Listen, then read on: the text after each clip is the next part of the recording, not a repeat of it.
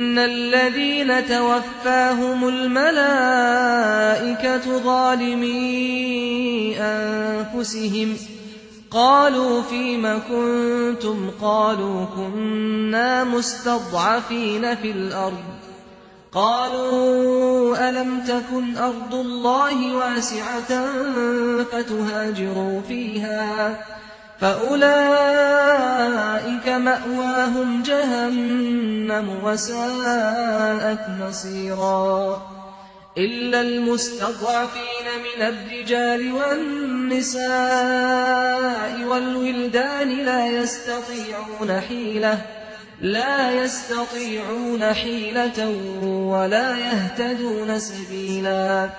فأولئك عسى الله أن يعفو عنهم وكان الله عفوا غفورا